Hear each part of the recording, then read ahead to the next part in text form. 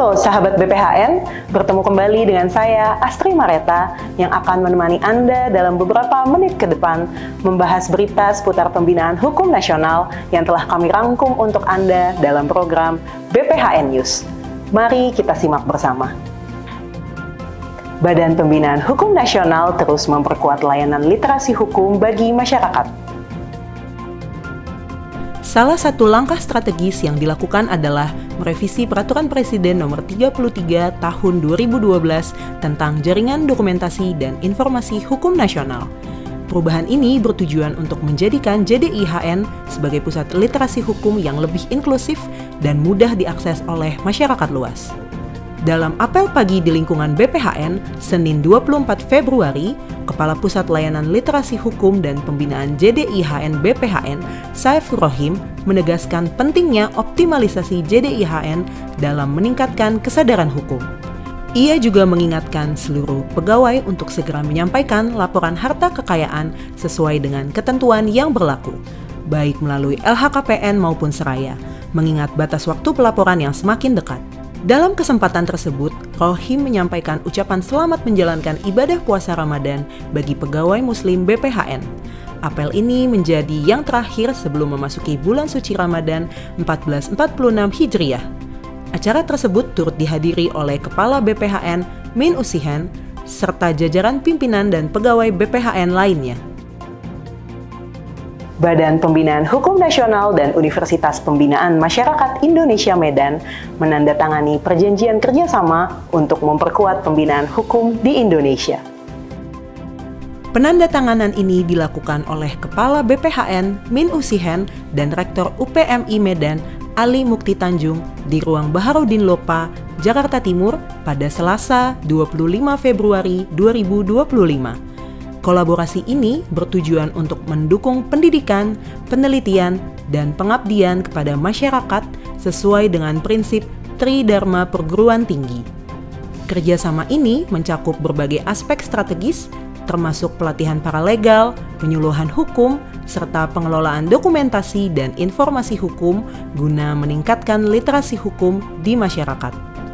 Selain itu, BPHN dan UPMI sepakat untuk bekerja sama dalam pemantauan kebijakan hukum serta memanfaatkan sumber daya keahlian sebagai narasumber dalam program pembinaan hukum.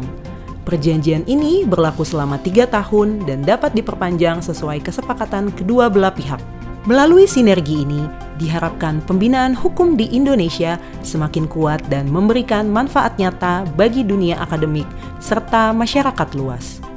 Acara penandatanganan ini turut dihadiri oleh jajaran pimpinan BPHN serta perwakilan dari UPMI Medan. Bulan suci Ramadan menjadi momentum introspeksi dan peningkatan kualitas ibadah bagi jajaran di Badan Pembinaan Hukum Nasional. Kepala BPHN Min Usihen mengajak seluruh pegawai untuk menjadikan Ramadan 1446 Hijriah sebagai sarana memperbaiki diri dan meningkatkan kinerja organisasi. Hal ini disampaikannya dalam kegiatan pembinaan sikap mental pegawai di lingkungan BPHN yang digelar di Aula Mujono, Jakarta Timur pada Rabu 26 Februari 2025. Min Usihen menegaskan bahwa nilai-nilai spiritual yang diperoleh selama Ramadan harus menjadi motivasi untuk memberikan pengabdian terbaik kepada masyarakat dan organisasi. Dalam kesempatan tersebut, ia juga menyampaikan apresiasi kepada para pensiunan BPHN yang tetap berkontribusi dalam mendukung tugas dan fungsi lembaga. Sementara itu, Sekretaris BPHN M. Aliamsyah memastikan operasional kantor tetap berjalan dengan beberapa penyesuaian selama Ramadan, termasuk penyelenggaraan kegiatan spiritual bagi pegawai. Sebagai bagian dari pembinaan mental, acara ini juga menghadirkan Direktur Rumah Fikih Indonesia, Ahmad Sarwat, yang menyampaikan tausiah bertema "Persiapkan diri sambut Ramadan". Ia mengingatkan pentingnya membayar hutang puasa, meningkatkan ibadah, serta memahami keutamaan bulan suci. Kegiatan ini turut dihadiri oleh jajaran pimpinan BPHN, penyuluh hukum, serta analis hukum ahli utama. Badan Pembinaan Hukum Nasional terus memperkuat upaya penataan regulasi dengan menggelar rapat koordinasi pendalaman dan penguatan metode 6 dimensi serta penerapan aplikasi EVA Data, Kamis 27 Februari 2025. Kegiatan ini bertujuan meningkatkan pemahaman para analis hukum di wilayah dalam melakukan analisis dan evaluasi peraturan perundang-undangan, terutama yang berkaitan dengan program prioritas pemerintah. Kepala BPHN Min Usihen menegaskan bahwa metode 6 dimensi menjadi pendekatan strategis untuk memastikan regulasi tetap relevan dan efektif dalam mendukung pembangunan hukum nasional. Kegiatan ini diikuti oleh para analis hukum di kantor wilayah Kementerian Hukum yang terbagi dalam 3 zona diskusi, masing-masing membahas penerapan metode 6 dimensi dalam evaluasi peraturan daerah.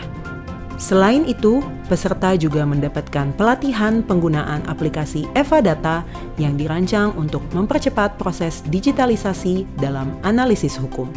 Kepala Pusat Analisis dan Evaluasi Hukum BPHN, Arfan Faiz Muhlizi, menekankan pentingnya sinergi antara pemerintah pusat dan daerah dalam mendorong evaluasi hukum yang lebih sistematis dan berbasis data. Dalam sesi teknis, peserta diberikan panduan terkait tahapan analisis dan evaluasi hukum, termasuk identifikasi peraturan yang perlu dikaji sesuai dengan 5 tema prioritas nasional. Mereka juga dibekali dengan pemahaman mendalam tentang pedoman 6 dimensi yang mengukur efektivitas peraturan dari berbagai aspek, seperti kesesuaian dengan Pancasila, harmonisasi hukum, dan kejelasan rumusan regulasi. Diharapkan, implementasi metode ini serta pemanfaatan EVA Data dapat meningkatkan kualitas regulasi di Indonesia, sehingga lebih responsif terhadap kebutuhan masyarakat dan pembangunan.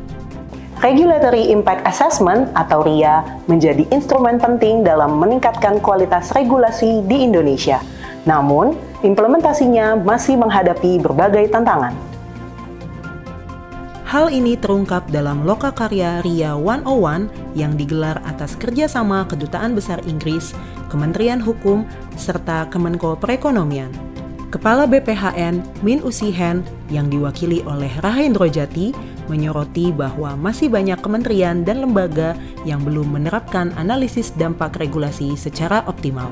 Keterbatasan sumber daya manusia, anggaran, serta waktu menjadi hambatan utama dalam proses ini. Head of Asian Regulatory Reform di UK Mission to Asian, Zoe Dayan, menjelaskan bahwa RIA membantu menilai dampak suatu regulasi sebelum diterapkan, memastikan kebijakan yang diambil lebih efektif dan efisien. Sementara itu, Senior Policy Advisor dari Department for Business and Trade Inggris, Bruce Taylor, menyoroti pentingnya pendekatan berbasis cost-benefit analysis serta keterlibatan pemangku kepentingan dalam sistem regulasi. Di Inggris, penerapan RIA dilakukan secara menyeluruh melalui tahapan evaluasi sebelum dan sesudah implementasi regulasi. Lokakarya ini bertujuan merumuskan solusi atas tantangan implementasi RIA di Indonesia, termasuk penyusunan pedoman yang lebih sesuai dengan konteks nasional. Dengan penerapan yang lebih optimal, RIA diharapkan dapat menciptakan regulasi yang lebih tertata, tidak tumpang tindih, serta mendukung iklim investasi yang kondusif di Indonesia. Sekian berita dari BPHN News. Semoga informasi yang disampaikan dapat bermanfaat bagi kita semua. Ikuti berita terbaru Badan Pembinaan Hukum Nasional melalui laman sosial media kami di bawah ini. Saya, Astri Mareta, mewakili kru yang bertugas, pamit undur diri dan sampai jumpa.